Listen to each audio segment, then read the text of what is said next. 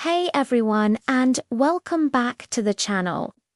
Today we're diving into a major diplomatic development in East Asia.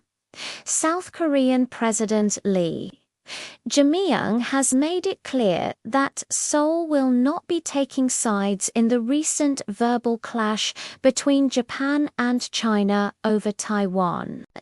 During a press conference with foreign media on Wednesday, President Lee emphasized that choosing a side would only escalate the tension between the two powerful neighbours. Instead, he suggested a more constructive approach. President Lee believes it would be beneficial for South Korea to act as a mediator whenever possible, helping to de-escalate the situation and foster dialogue.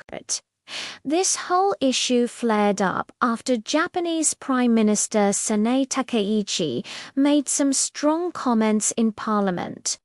She suggested that a potential use of force by China against Taiwan could be seen as a survival-threatening situation for Japan. This would, under Japanese law, allow for the exercise of collective self-defense.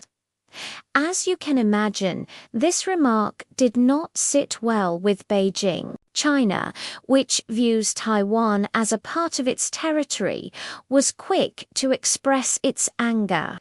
In the midst of this, President Lee is calling for a pragmatic way forward. He acknowledged that Japan and South Korea have their own long-standing disagreements, particularly over territory and historical issues.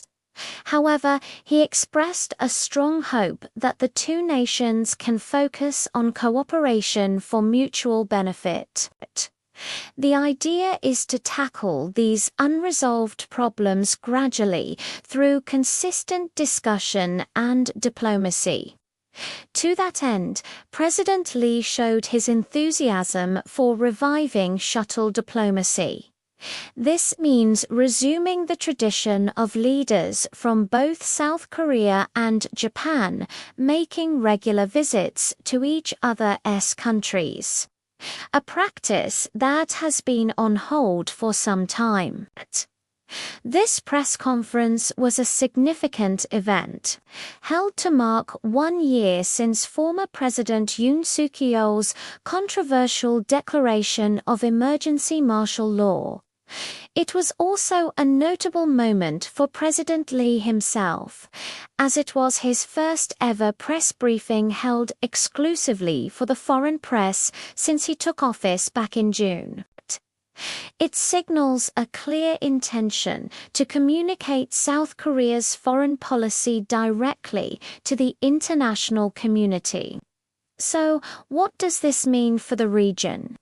South Korea's position of neutrality could be a stabilizing factor, but it also places Seoul in a delicate balancing act between its key economic partner, China, and its important security ally, the United States, which is also a close partner to Japan.